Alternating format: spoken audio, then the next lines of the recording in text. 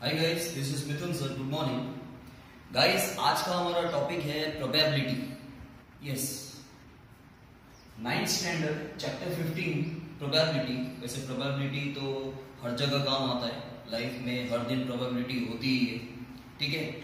लेकिन अब हम 9th स्टैंडर्ड का चैप्टर 15 करने जा रहे हैं। गाइस, प्रोबेबिलिटी का मतलब होता है पॉसिबिलिटी, ठीक है। प्रोबेबिलिटी का मतलब होता है possibility, chance. When there is a chance, there is a probability, ठीक है। जब कोई किसी चीज में चांस होता है मतलब वहां प्रोबेबिलिटी आ ही जाती है। गाइस, लाइफ में कुछ चीजें फिक्स होती है, ठीक है। जैसे जो इंसान पैदा हुआ है वो कभी ना कभी तो मरेगा ही। मरेगा कि नहीं मरेगा ऐसा नहीं होता, मरेगा तो सही, लेकिन कब मरेगा वो नहीं पता। लेकिन जो इंसान पैदा हुआ वो मरने वाला ही है, फिक्स है, ठीक है। ये पेन जो मैंने ऊपर फेंका ये नीचे आने वाला ही, ये फिक्स है, ठीक है। The sun rises from the east. ऐसा तो नहीं है कि सुबह हम 5 बजे उठ गए और इंतजार कर रहे हैं कि सूरज किस तरफ से निकलेगा, ईस्ट से निकलेगा कि चलो आज वेस्ट से निकलेगा कि नॉर्थ से निकलेगा कि साउथ से निकलेगा। नहीं, वो फिक्स है। तो ये चीजें फिक्स होती है, देयर इज नो चांस। इन चीजों में प्रोबेबिलिटी नहीं होती गाइस, ओके। इन चीजों में प्रोबेबिलिटी नहीं होती। जहां कोई चांस होता है, फॉर एग्जाम्पल गाइस, आपने एक टेस्ट दिया, ठीक है, 20 मार्क्स का एक टेस्ट दिया और 7 मार्क्स पासिंग है, ठीक है।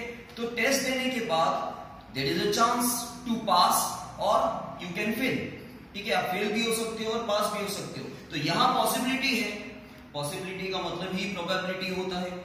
वहां चांसेस हैं फेल होने के, वहां चांसेस हैं पास होने के। So there is a possibility. आपने एक सिक्का उछाला, एक सिक्के का टॉस किया, ठीक है। तो या तो हेड आएगा या टेल आएगा, देयर इज अ प्रोबेबिलिटी। आप लूडो खेलते हैं, उसमें डाइस होता है, डाइस में 6 नंबर्स होते हैं। आपने डाइस घुमाया, आप हर बार जो नंबर बोलोगे वही आएगा ऐसा तो नहीं होता। 6 में से कोई भी नंबर आ सकते हैं। So there is a chance, there is a possibility, there is a probability, okay.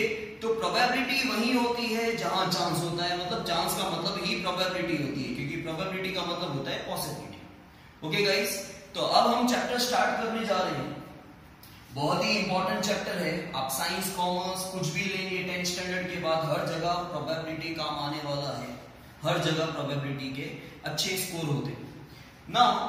इससे पहले कुछ बेसिक चीजें मैं आपको बता दूं। जैसे गाइस, मैं आपको सैंपल स्पेस के बारे में बताऊं। ये वर्ड्स जो हैं generally 11th 12th commerce science में यूज होते हैं। 9th 10th में ज्यादातर टीचर्स ये वर्ड्स यूज नहीं करते। सैंपल स्पेस, ठीक है। आउटकम्स कहा जाता है।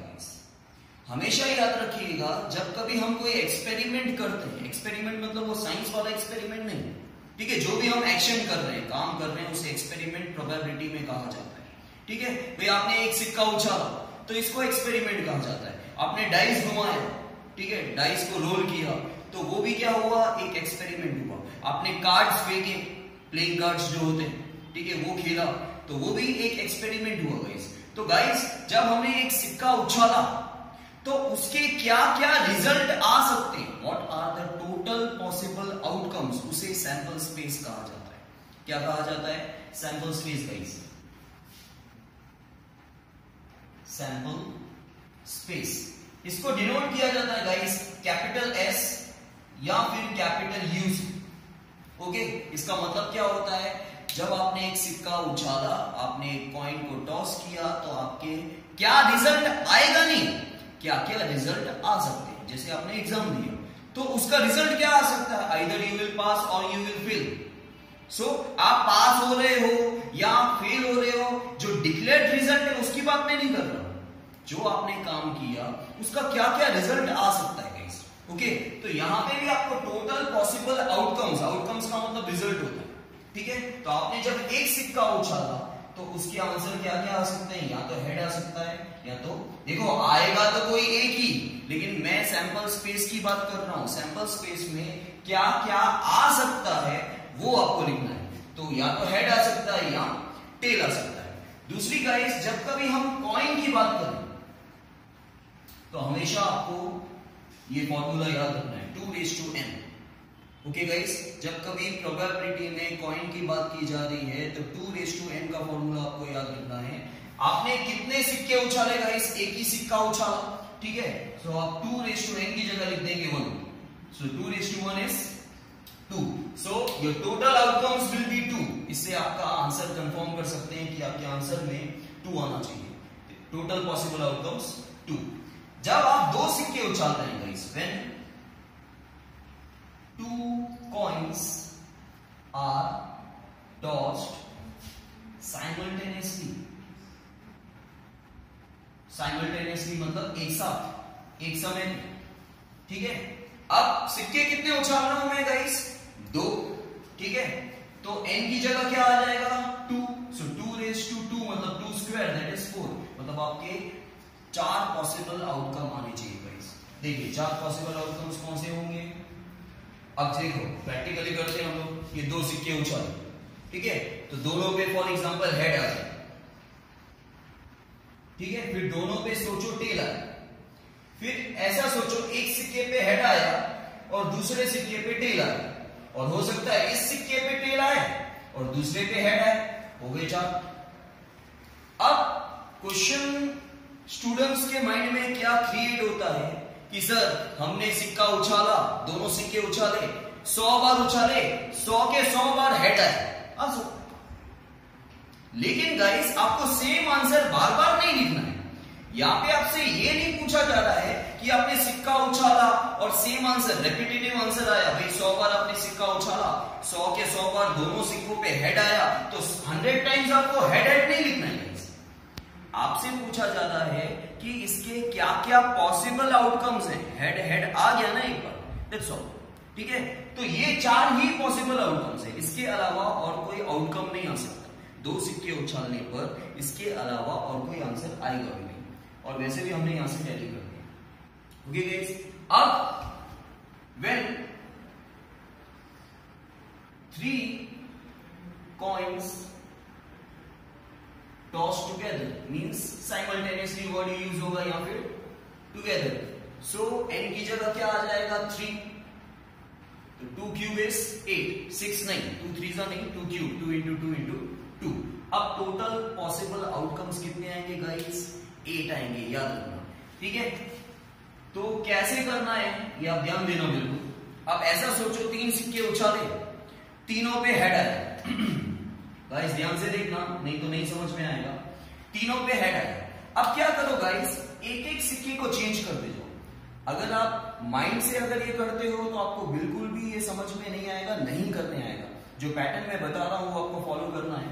फर्स्ट जगह पे हेड की जगह पे यहाँ पे टेल कर दो और बाकी दोनों पे हेड रहने दो। अब सेकेंड प्लेस पे टेल कर दो, बाकी पे हेड रहने दो। अब थर्ड प्लेस पे टेल कर दो, पहले 2 पे हेड रहने दो। देखो 4 बन गए, उसी तरह दूसरे 4 बन जाएंगे। अब ऐसा सोचो कि तीनों सिक्कों पे टेल आया, अब पहली जगह को चेंज कर दो, फिर दूसरी जगह को चेंज कर दो, अब तीसरी जगह पे हेड ले लो। ये देखिए गाइस आपके 8 पॉसिबल आउटकम्स बन गए। समझ में आया गाइस? इससे ज्यादा आपको क्रिएट करने के लिए नहीं बोलेंगे, क्योंकि जब 4 सिक्के साथ में उछाले जाएंगे तो 16 आउटकम्स बनेंगे, and that is not in your course. लेकिन हाँ, नंबर ऑफ पॉसिबल आउटकम्स कितने बन रहे हैं वो पूछा जा सकता है। जैसे आपको पूछा जाए कि 5 सिक्के एक साथ उछाले जा रहे हैं, ठीक है, और नंबर ऑफ पॉसिबल आउटकम्स कितने आएंगे? What are the possible outcomes नहीं, this is what are the possible outcomes. Number of possible outcomes कितने आएंगे, ठीक है। तो नंबर ऑफ पॉसिबल आउटकम्स 32 आएंगे, 2 raised to 5 is 32। Okay guys, ये समझ में आया आपको? अब हम 15.1 का फर्स्ट क्वेश्चन जो हमारा प्रैक्टिकल चीज है वो स्टार्ट करने जा रहे हैं।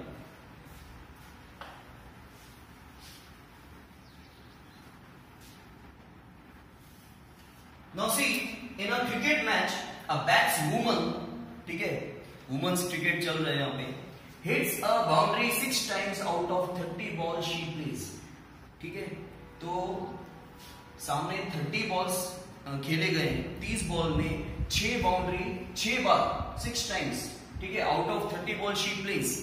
एक बंदी ने, ठीक है, जो भी बैट्सवुमन है उसने टोटल 30 बॉल्स खेले, जिसमें से 6 चौके मारे, ठीक है, 6 टाइम्स 4 बाउंड्री मतलब चौका, ठीक है, 4 मारो।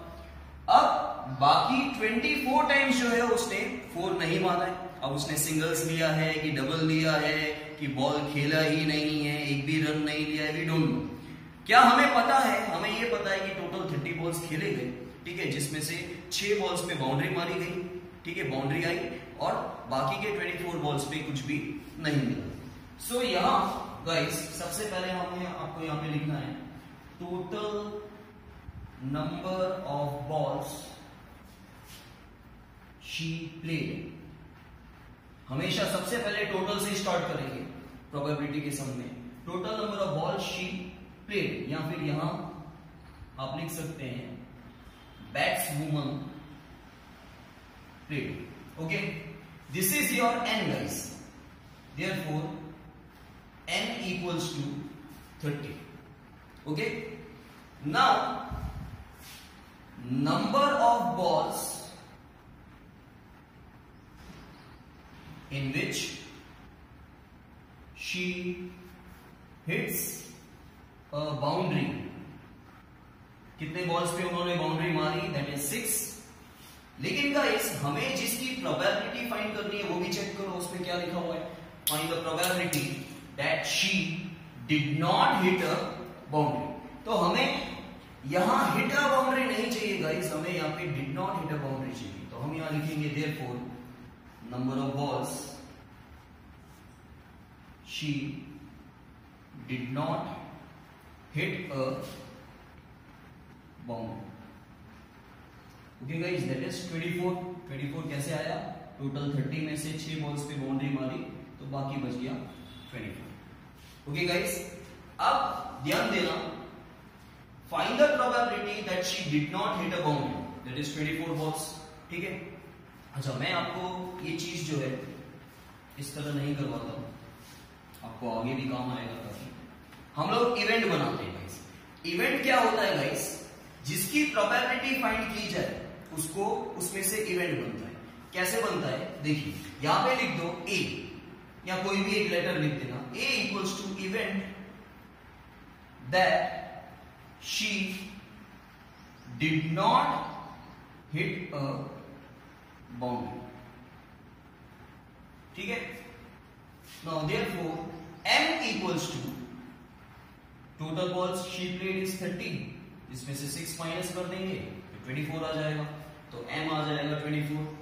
नाउ प्रोबेबिलिटी आपको फाइंड करनी है किसकी? इसकी, है ना? Find the probability that she did not hit a, so probability of a equals to m upon n आपका फॉर्मूला रहेगा। क्या फॉर्मूला रहेगा? m upon n। m क्या है गाइस?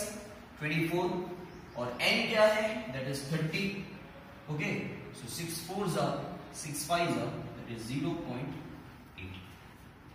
समझ में आया गाइस? मैं फिर से आपको बता देता हूं, सबसे पहले आपको लिखना है टोटल नंबर ऑफ बॉल्स, या जो भी क्वेश्चन में टोटल चीज हो वो कितना है? 30, और उसको हम n बोलेंगे, टोटल चीज को हम n बोलते हैं।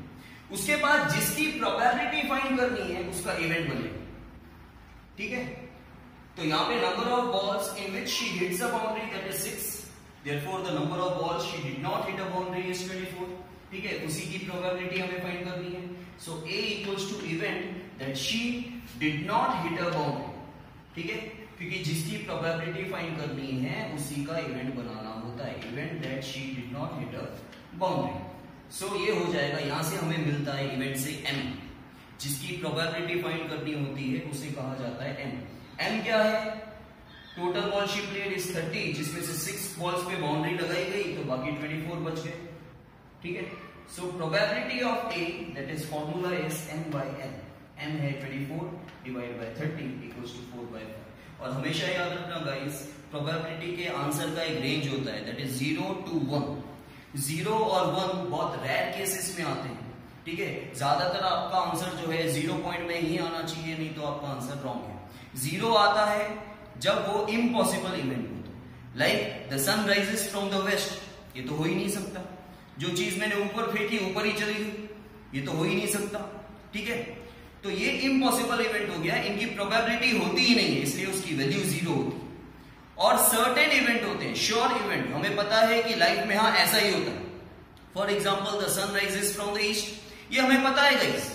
कि सन जो है वो ईस्ट में से ही राइज होने वाला है, इसलिए उसकी प्रोबेबिलिटी जो है वो 1 होती है। सर्टेन इवेंट्स की प्रोबेबिलिटी हमेशा 1 होती है और इम्पॉसिबल इवेंट्स की प्रोबेबिलिटी हमेशा 0 होती है। Okay guys,